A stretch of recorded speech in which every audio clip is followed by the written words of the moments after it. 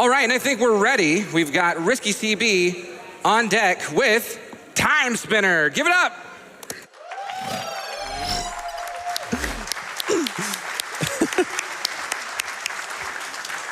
Hi, everyone.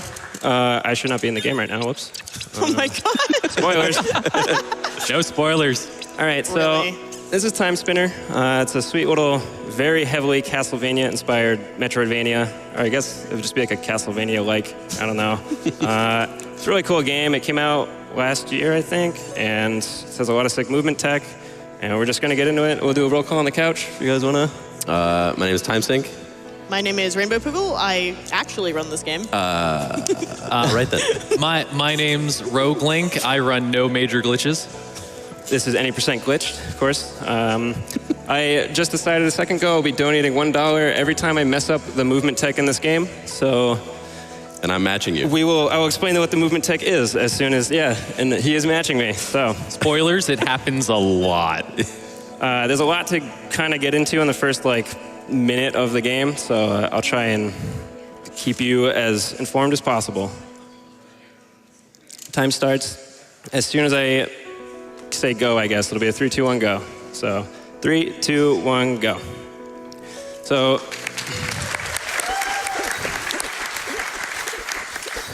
in this game, you have a melee attack, a magic, and you have a backdash, just like Castlevania.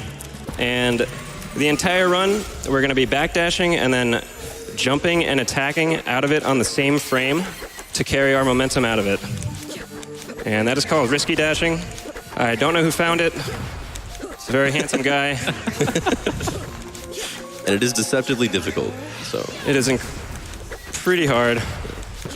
Here we're going to be using our magic there. You saw some big charge shots. We're going to be killing certain enemies along the way here before we get to the first boss, so that we level up right before we get there.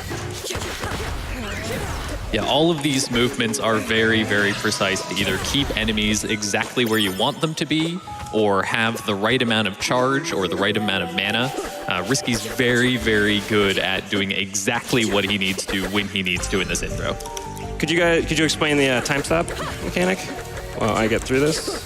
So what Risky just picked up was a thing that allows him to stop time, which he does there. And when you do that, you can stop time to prevent enemies from moving, use them as platforms, stop things from disappearing, and it's a game called Timespinner. It's going to be a lot of time shenanigans. Spinning. Spinning, yeah. Something like that. Yeah, so you can see Risky using it to avoid some encounters here. You can use enemies as platforms, which is the main use of it. It's very cool. Yeah, there's a lot of really clever spots where you can freeze time to go a little bit faster or go freeze very time slow like we are right now. I think you're still good on XP though, at least. What is happening? Oh no. This is a good start. Okay, now we know it's not going to be a good run, so I don't care. We can just have fun. Okay, leveled up. All right, so we need that level up before the boss, which is really important. So this boss is pretty much the major reset point of the run because it's heavily RNG. There are 4 attacks it can do. We want that one or a laser beam that it does. And that's like a medium attack that we don't really want. Okay, that's good. As long as it doesn't walk at us, we're happy. Come on, good What kitty. is this RNG? This is fantastic. Good kitty. Oh yeah, it should be dead here. Or very soon. Yeah, there we go. Sweet. So, to put that into a bit of perspective... Orb. To put that into a bit of perspective, that normally doesn't happen. Because that cat has, the worst potential RNG you can get. There's an attack where it can go across the screen, where you really can't do much to it. And that can happen upwards of 4 or 5 times per attempt. It doesn't really help at all when you're trying to save time. This is some more really precise movement. You're going to see him pause time in order to use some of these little propeller guys as mini platforms, as well as stopping the moving platforms so they can be right where he needs them to be. Also, don't forget to save. Save, thank you. Yep. Was just thinking that. We gotcha. Definitely some safety saves in this run because it's actually pretty marathon safe, but there's one part coming up here where if I just buy the wrong item, the run ends. So let's not do that. we're picking up the security key card, and this is just like opens doors for us.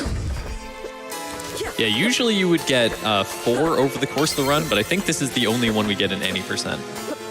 We get C as well. Ah, right. Did you catch that?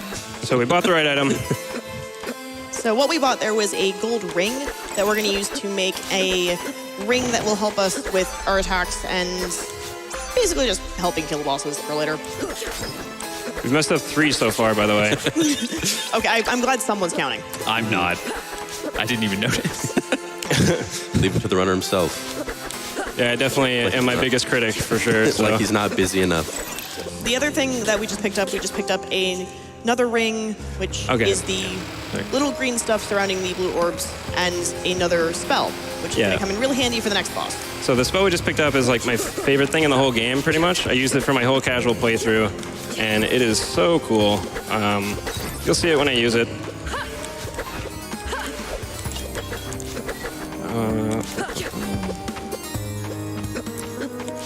It's a nice, good time for a donation or two if you want.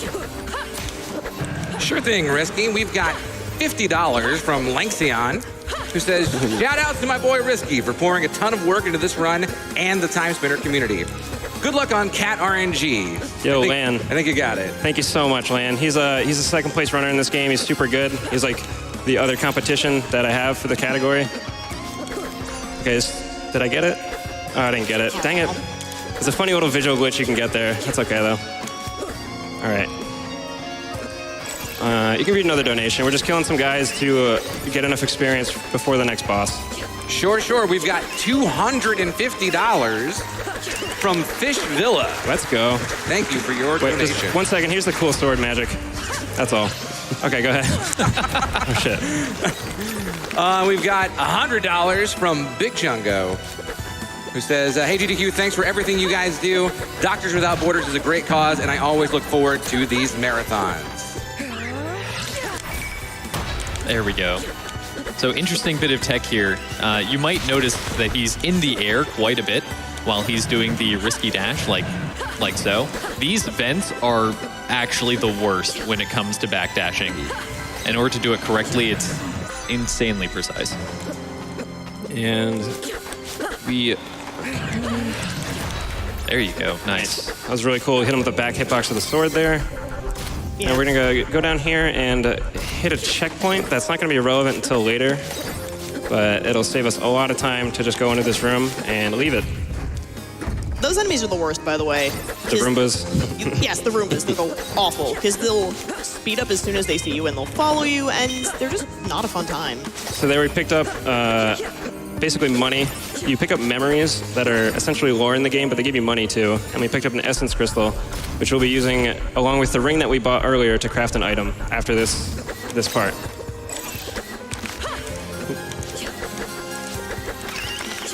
Three.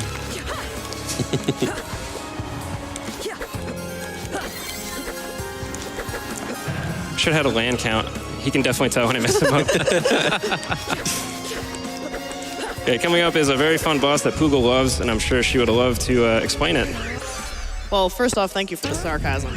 So, this boss, Varndegroth, or Barney, or what I like to call a discount Shoggoth, is just this floating eyeball that shoots missiles at you, shoots fire at you, and luckily enough has the exact same pattern every single time. So you can manipulate where he's going to be with your position. He'll track you, he'll do fire, and there's this one little spot right there on the platform that you can just stay there and he won't hit you. It's very difficult. There's a 2-pixel platform position you can get that I did not get a single time, and I might as well just call myself out there, even though there's no need to. But this fight was fine. Yeah, as much as possible, during the boss fights, he's going to stay really close to the boss because it gets him double hits. Yeah, that's with each orb. It's a mechanic that did not explain yet.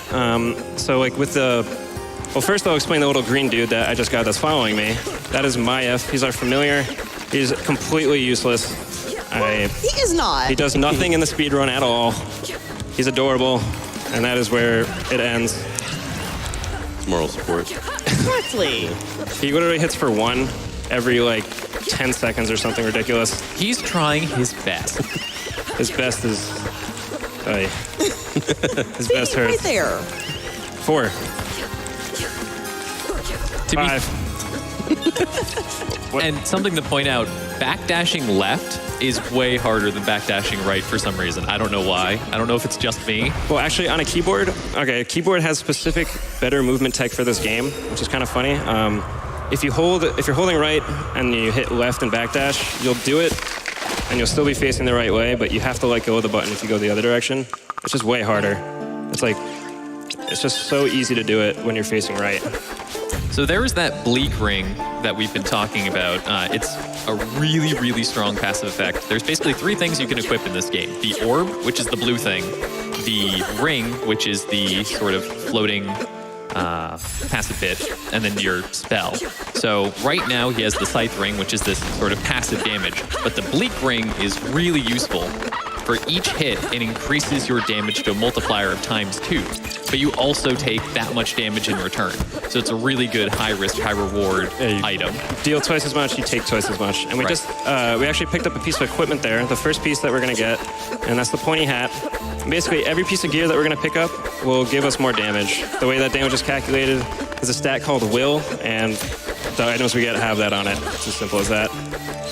And another thing to point out about that is before the dev made a speedrun mode for this game, which we're playing on right now, every drop was RNG, and we needed like 7 different drops that all had a 2% drop rate. So Yep. I never got a single run with every drop. Not gonna lie, I'm glad I started running this game after speedrun mode came out. 6. And then basically the dev reached out to us because some people were whining on Discord. That may have been me, and he was super cool about it. He just asked all the runners what we wanted in the game for speedrun mode, and he just put it in the game. And there we go. He's just a freaking awesome dude. That's the kind of dev you want in a game for sure. Yeah. Quite unusual. Not having to deal with the 2% drop 7. for 8. not having to deal with the drop lock for items that would really would really cause the difference between like certain cycles of bosses and just missing attacks is really nice to not even have to worry about. Like this one, for example. 10. The boss coming up is very heavily cycle dependent as far as how much damage you can do to it before and after it hits 50% pace. So this is the Azure Queen, or as we just like to call her, Big Bird.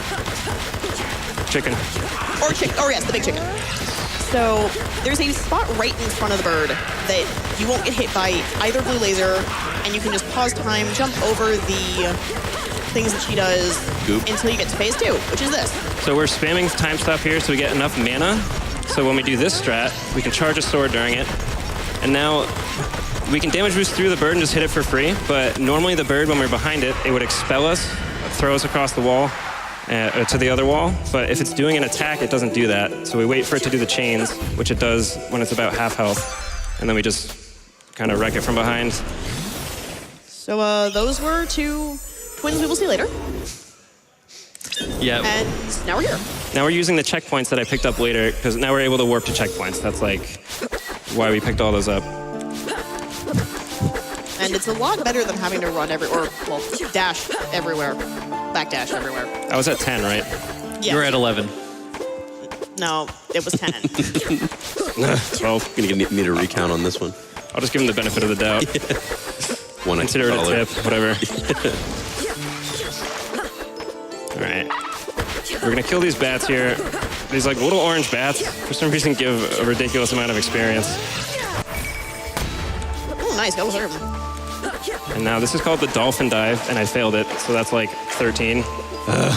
But you can keep your momentum during those melee attacks if you keep doing the attacks correctly. And shout outs to Hitachi Hex, who found that and who tasked this game and is just a cool dude. So now we're about to get into an area of the game that is very 14. easily seemed to be Castlevania inspired, because now we're at the castle. It's a good time for donations, actually, if you want to. Absolutely, Risky. We've got $15 from Subspace Highway, What are the chances? who says, shout outs to RiskyCB from another Ice Bear main. Always great to catch one of your speed runs. Also nice to show off such a good game for such a good cause. We've also got $10 from Poe, who says, thank you. Thank you, Poe. Thank you. We've got What am I doing? a lot of anonymous donations coming in. A $20 donation from Anonymous, a $25 donation from Anonymous, a $5 donation from Anonymous. He's pretty prolific. 17. Thank you for all the donations, everyone. Much appreciated. Risky, can you tell us whether you're in the past or the future right now? 19. Was I even at 18? I don't even know. I think I just jumped like $3. A lore expert. Yeah, so you're in the past and the future at multiple points in this game, and I have no clue, 20. I have no clue which one I'm in ever. I don't we warp around too much. I just don't know what's going on. He doesn't respect the lore. This is a kind of cool damage boost. Nice. Nice. Nice. And we're gonna kill this guy, and we're gonna get our next piece of gear. Because you have to be fashionable, obviously. So you kill people and you take their stuff. Fresh And to then- death. 21. I'm telling you, going left is the worst. Also, shout-outs to the music. The music That's in a this good game song. is very good. Okay, now we're coming up to the next boss. And this one, we're again going to be trying to hug the boss as much as we can so we get double hits with our blue orb. Specifically, the way it works is it can hit it every 7 frames and it's out for 8 frames. So we just have to be right next to the boss. And these were the twins that we totally didn't see earlier. That's the entire... Oh, no. Well, this is the actual boss. He has a face. What's really good is that the blue orb... Oh, fudge. Oh dear. Well, at least we get one. So the item that he used there was one that he picked up on the way that was on the ground. Probably just a kindness from the dev because of this boss. It's the first time you see the chaos effect, and essentially constantly drains your time, correct? Yep. Yeah, there's not too many bosses that inflict it on you, so... That buzzsaw attack he did, we can't avoid, unfortunately. We used to be able to by manipulating his AI, but it got patched out. That's okay. And now we're going to get one of the items that helps us move around more. We finally get our double jump. Shout-outs to double jump pirouettes. Absolutely. It's literally the best double jump, like my favorite double jump ever. You're not really going to see it because I'll be attacking during it most of the time, unfortunately, but you'll see it at some point. I was at 21, right? I'm pretty sure. Something like that. Sure. I was at 1, right? Yeah. I think No. you have yet to miss one. A couple cool jumps right there. Nice.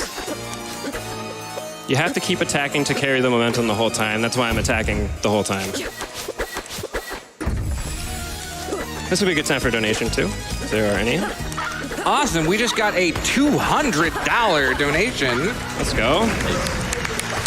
Another anonymous donator, but thank you so much. We really appreciate it. Is our next shopping trip? We're just going to buy a couple items, and we have a skip coming up that's pretty cool. So what Risky just did there to get to the shop was to freeze that little floating mage dude in order to use it as a platform. So we'll do something similar right here. Okay, this is Ice Skip. Boom. Okay, well, we're already done. But It's just that easy. what Risky just did was he took the shot that Ice Mage shot at him, and once it's about in the air, you can freeze it, and then use it as another platform. And yeah, that's about it. Here's the best item in the game. We get 2 of them, and it just ups our damage and defense by a lot. Very glad the base dev, making speedrun mode. Holy moly. All right, next boss. So this is Aelana. There's really no joke here because she's just honestly pretty cool. And the one really important thing to remember about her attacks is that while she's throwing them in front of her, they start behind her. And that's really important to remember when you're trying to get close enough to have those double hits on the boss, while at the same time making sure that you don't get hit yourself. The only attack that she doesn't do that with is the lasers, and at least those are very easily telegraphed. Oh. So fortunately, we have some stuff for safety here. So glad I can't warp shard during a fight. Holy moly. I would have just warped out. Here. Oh. Okay, that was a good fight. So Risky just used a warp shard there, and that takes you to the previous location that you used the warp of, which is convenient because once you're there, you can warp to anywhere you need to go. Yeah. Also, important point, this is where no major glitches and any percent sort of diverge. Yep, 22. So this is the hardest part of the run, basically. This is the run killer. And 23.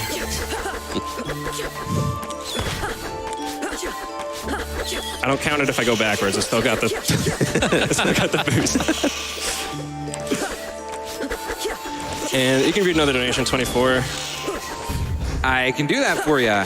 We've got $10 from Youngblood, who says, shout-outs from the Rivals of Aether community. You got this, Risky. Thank you so much, Youngblood. That's 25, by the way. Stacking up. We've also got $20 from Jim Avery, who did not leave a comment, but thank you for your donation. Every donation helps. Okay, so this is the skip coming up here. This is called Moss Skip. Oh boy. Let's see how it goes. Fun little clip. It's not pixel or frame perfect, but it's very tight, and we got a first try because we're awesome. Yeah, there we Alright. go. So what we just did there was we used the enemy AI to help us clip through the floor. So instead of jumping on top of it for a platform, we used it as a platform to push us downwards. But first, we need to let Risky concentrate for the hardest boss in the game. Yeah, this is definitely the hardest. All right, so 24 we're at, right? Yeah, how's your wallet feeling after all? We're good. We're good. How's your wallet feeling? It's feeling a little lighter. Yeah, definitely. Slightly. You know, Risky, you can fail the backdashes on purpose if you Yeah. really want to. I really want Thanking to. himself just for me. Oh, boss dead. So, pretty straightforward. There's fortunately a spot where you don't take damage for most of the attacks. You end up getting hit by one of the lasers. Also, don't forget to save. Yeah, don't forget to save. You get hit by one of the lasers, but you have enough health at this point to tank that one hit. And otherwise, it's not really too bad. Using that last warp shard, and now we're heading to the end, which... Yeah, it's the Risky. checkpoint I got super early on. Risky, is this the future or the past right now? It's 1062 AE, okay? That's what it just said on the screen. I don't know, Timesink, what do you think? 25, I think, is the number we're at. Oh, yeah, I did just mess one up. So basically what's happening at this point in the story is the three bosses that we just beat, Alana, Twins, and the Ma, changed the future, which is where we currently are. 26. Usually there would be a laser gate there, but because of things that we set in motion in the past, it allowed us access to this modern, futuristic-looking military hangar. That's in the future. Smooth. That was a smooth room right there. And yeah, that's what I said. I mean, Yeah, I mean, just like I said, obviously. it's in the future. 27. So now we are in 28. this laboratory, and we're not really going to see much of it. Or if at all, really. Yep. So this is the other major glitch in the run. And this one, I'm a beast at, so I just got it right away. We bug ourselves to have a crouching hitbox, and then since we're like half the size, we double jump at a certain time in the ceiling, and it clips us into the ceiling. Also, just you're, go right you're over not there. supposed to be able to make that jump. Oh yeah, sorry, I should have mentioned that too. You're supposed to get a dash upgrade to get over that big pit I want to cross, but with risky dashing, you can go across it. And 29. that actually, the dash upgrade is supposed to go all the way to the right, up and around, through the entire area, get another orb that we just don't see at all. And, all right, there's the third save. Yep. And now we're into the boss. Which is not your mom. Basically. You know, Yeah, he doesn't it actually know looks before. just like your mom, because it's like a weird shapeshifter. But it's not. Another point to bring up is you notice that he swapped to the green orb, and he's doing a slightly different attack. Every boss is weak to different elements or different types of damage, and this green orb does slashing damage, which is really good against this boss. Boss down. All right. And the time stop strat we were doing there is just while our blade orb is on cooldown, we stop time, so the boss doesn't move as much. We just take more actions in comparison to the boss that way. So speaking of orbs, Risky, how many orbs can you get in the game? 2 in this run. He's more of a blue-green kind of guy. This is like one of the cooler skips. Okay, what are you doing, guy? Here we go. This is the last skip. Baby ghost skip, we call it. I call it. Well, we mentioned like these little mage manipulations before, and this is by far the longest and We got it. infuriating to get wrong. But obviously, Risky's not going to get it wrong. Yeah, that can be pretty tough, but it's really fun once you get it right. If you're in front of him, he shoots a fireball like he did when we first entered the room. So that's why we had to stay behind him and manage it as well as we could. Whoa. There we go. Okay. It's okay, nobody saw that. So this is the boss, and This is Dad. yeah, this is your dad. Like, I shouldn't have said actually, that. this Crap. is your dad. And due to the 3 color orbs that he has, he will also do multiple different attacks because of the orbs. The purple one will do a large serpent-like attack. The blue one and the green one are basically like your own. So they're just the best ones. Oh, yeah. Yeah, of course. Fortunately for us, this fight's really, really consistent. He's using his own charge blade here. Awesome. Yeah, this fight follows a specific pattern every single time. Yep. Which is good because every single one of those things hurts. Nice. All right, time is coming up when we pick an ending. What do you guys? You want to live in the past or you want to be the Emperor? Queen. Queen. You know I don't know the Time. difference. That is time. I don't want to spoil the story. I highly recommend this game. Casually is very, very fun. Very good. Yeah, that is a very small portion of the game that you would see casually. So. Yep. And yeah, it came out to 25:33, so that's exactly a minute over your world record, right? Oh, sick, yeah. Yeah. So that's a really good run. There's a very, very good run. Only one other person has a 25, so that's, yeah, it's pretty decent. Considering how much time Risky Dashing saves, would you wager that's about a minute's worth of time for 25, 26? Oh, like me messing it up? Yeah. Or, yeah, maybe. I don't know. There was also the extra saves that you grabbed too. So. That's true. Yeah, that too. It was definitely a great run. I'm very satisfied with it. Thank you, everyone, for watching. I have Twitter and a Twitch. I have really sweet monkey emotes. If you like monkeys, I love monkeys. So, yeah, anyone on the couch send off or anything? Great run, Risky. $29. Insane run. To runner's choice. That's me. So I'll choose something. All right. Awesome. Goodbye. Thanks for having us, everybody. Thank you so much for that amazing run, RiskyCB. Give us some more love for Risky. Go.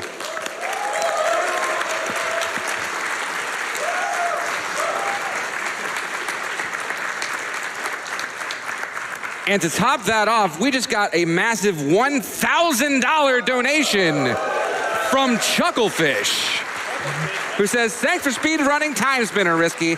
Team here at Chucklefish is enjoying games done quick. Thank you guys so much. That's amazing.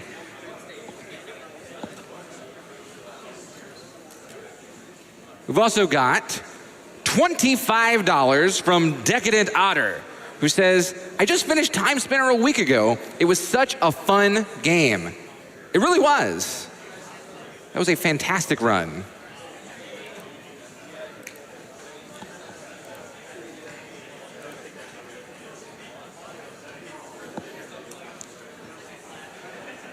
We've got $50 from Mark's side, who says, had to donate for the Castlevania and Friends block. Best wishes to all the runners and to my mate Vince for getting me into these games. And that's because we've got some great Castlevania-esque games coming up and actual Castlevania games coming up. Coming up next, we've got Castlevania 1, run by Tusnek, Comrade, and Freeland 1787. It's going to be really exciting. You are not going to want to miss that.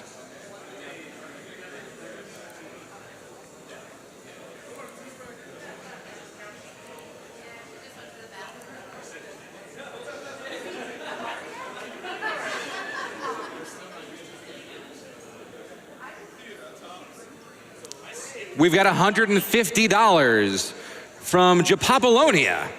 It's a fantastic name. Who says, I'm absolutely loving the marathon so far and hope I can attend one day. Good luck to everyone, and remember to do good recklessly. It's a good lesson for life, I think.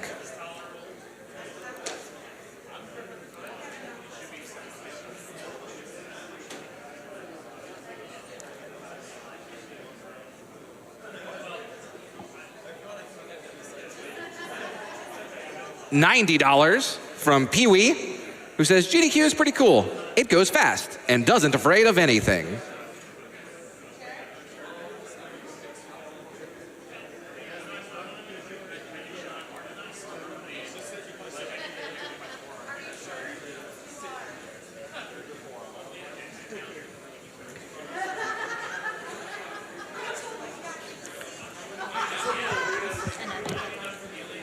We've got a massive $1,000 donation from Thorlar, who says, this donation is from our stream community in Viking Land, made possible by those who watch streams.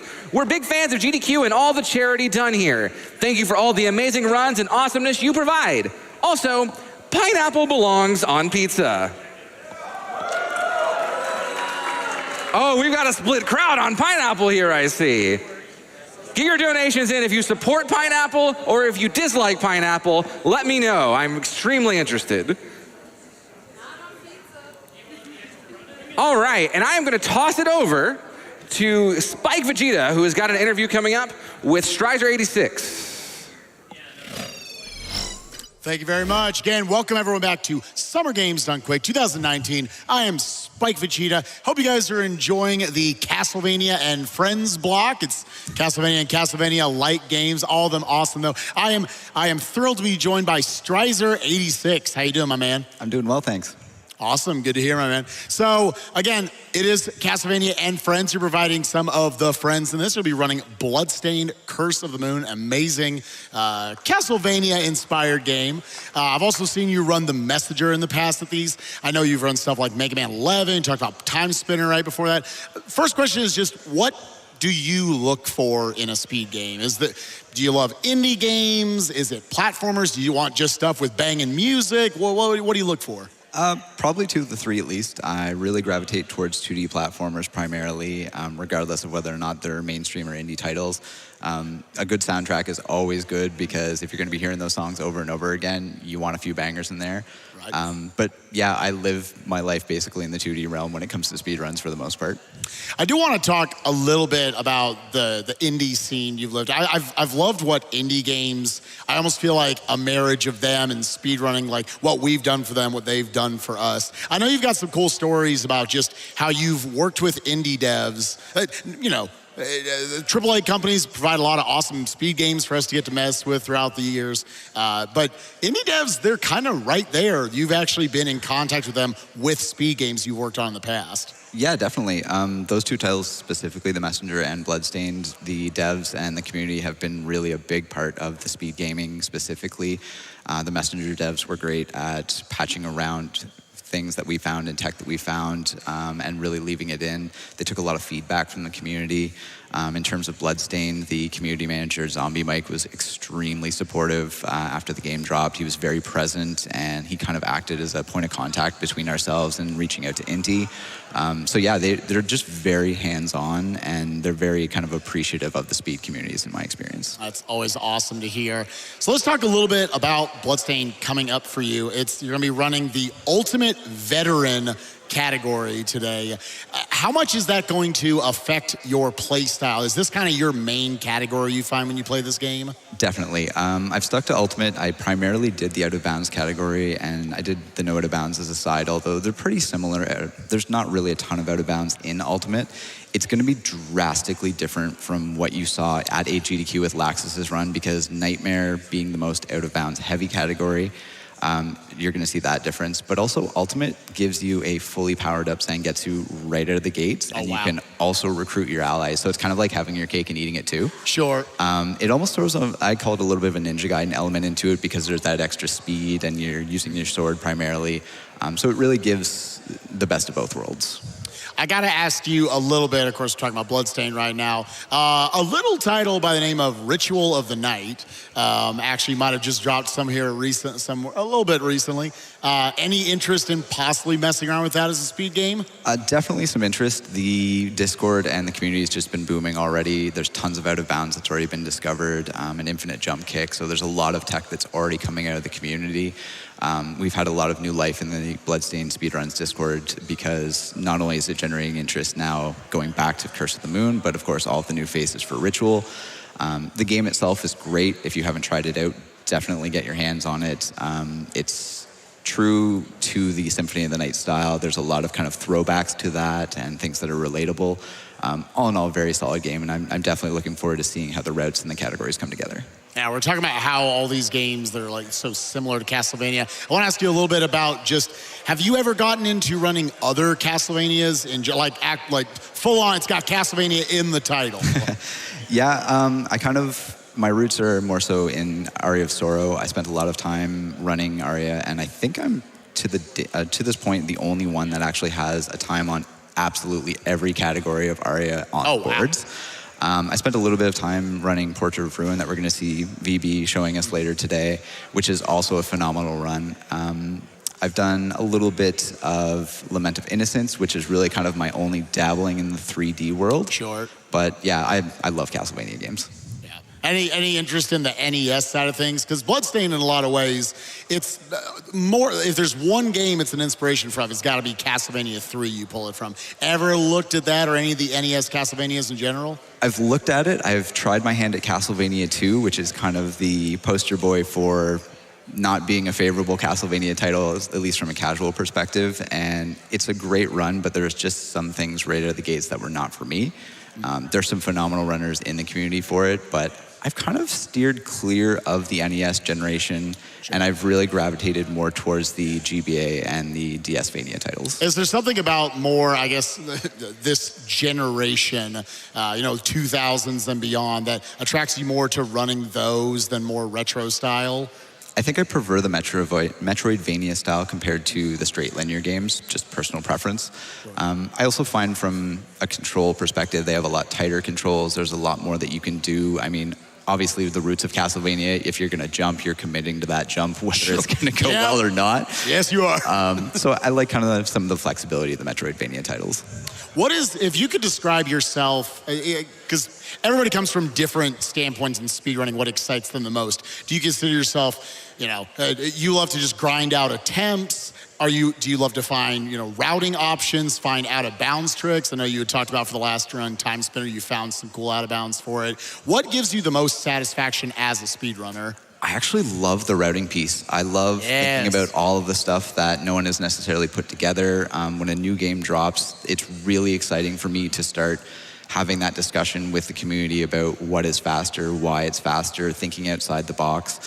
When a run's completely flushed out, I find it's really easy to get stuck with tunnel vision, and you just try and replicate what people have already done, where when a game is completely new, your mind is so open to all of the different possibilities, and I think that's a big piece that's really entertaining for me. I love routing. Yeah, I love routing, especially like you're saying, when there's newer games that come out, because people can get so set in their ways about seeing like, all right, it's in my muscle memory, this is the one way to cross through here. The more sets of eyeballs you can put on it, especially for these newer indie games coming out, just new games in general, it can just completely change your route. So I'm glad we're both on the same page about that one. I love the routing aspect of games. Nice. So, anything you want to give out there? Because I loved your run of the Messenger of this past GDQ. I thought, your commentary and everything was great. Do you have any particular tips and tricks that you would give to anyone for good marathon commentary? Or do you find it just kind of comes natural to you? I feel it comes, I guess, kind of natural to myself, but I think the best thing that you can do is remind yourself that although you may have done something 1,000+ times, everyone who's watching may be seeing it for the first time. Sure. So I think the best thing I can give in terms of a tip is describe more things than you think is almost necessary. Sure. Make sure to touch on all of your key points, and don't assume that the audience is just going to be aware of what you're doing. Right. There's a lot of intricate details that go into speedruns that may not be evident just by watching. So really kind of take that to heart and terms of, am I explaining this to somebody who is literally laying eyes on this game for the very first time? I love that concept for it. You know, probably, I would guess maybe at most 10% of our audience has played any given game that's on screen. Then you can kind of take for granted, oh, that's actually tech that they're doing right there. You don't just naturally get a double jump or something in one game, so that's really cool. I have to harken back to one more question before I let you go. You talked about you love games with good soundtracks, good music.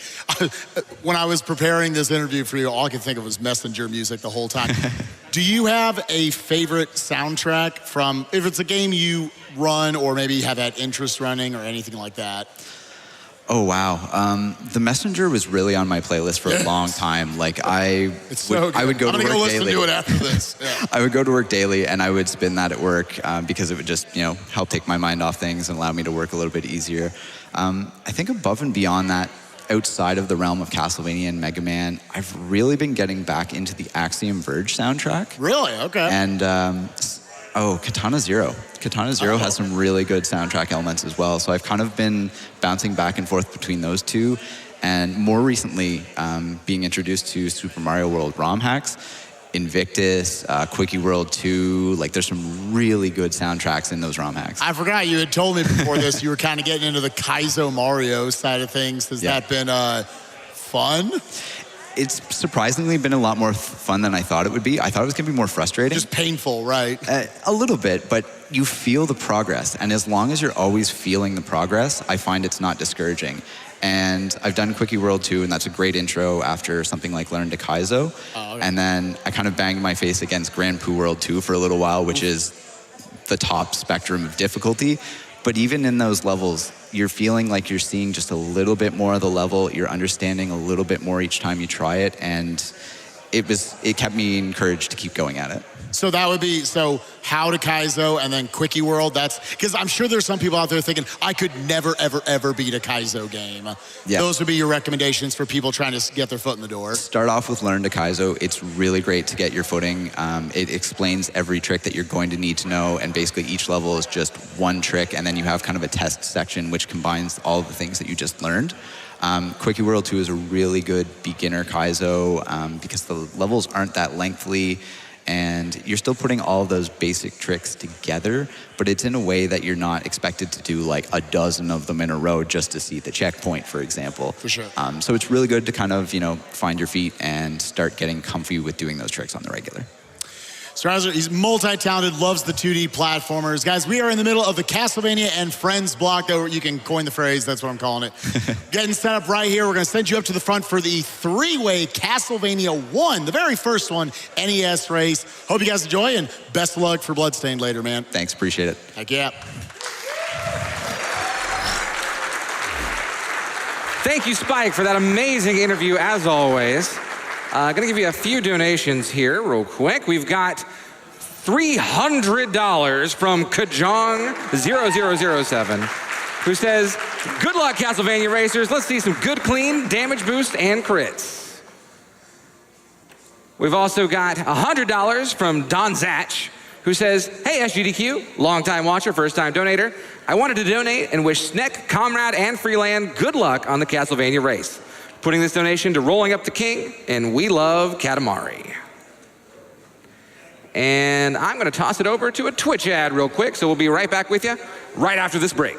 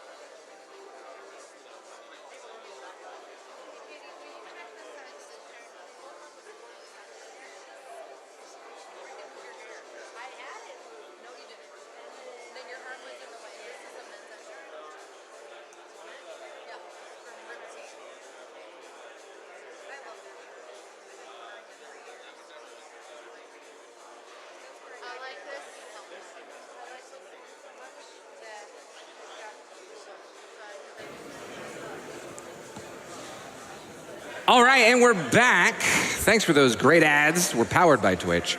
Got some more donations here for you.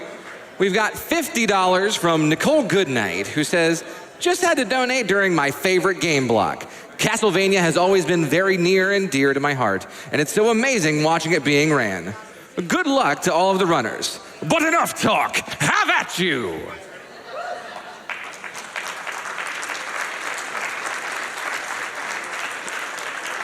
We've got $50 from Ren the Faceless. The morning sun has vanquished the horrible night. Good morning, GDQ. Here's my customary donation during my favorite game series block. I'm really enjoying these Castlevania references. Send some more in, please. We've got a big ol' $1,000 donation. This one is from S. Herzog, who says, good luck, go fast. Good general advice, I think.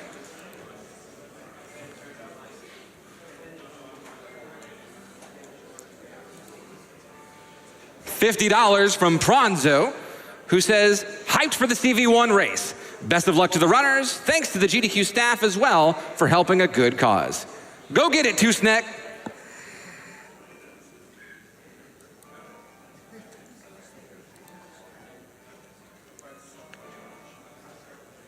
$50 from Kona Recon, who says, here's the Castlevania block. May the birds be kind.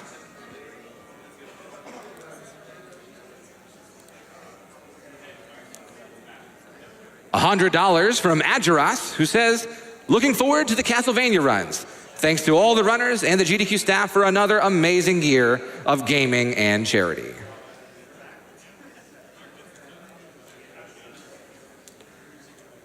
We've got another 100 from Segfault, who says, love watching the Castlevania block, one of my favorite series. Shout outs to the tech crew and staff, and good luck to all the runners.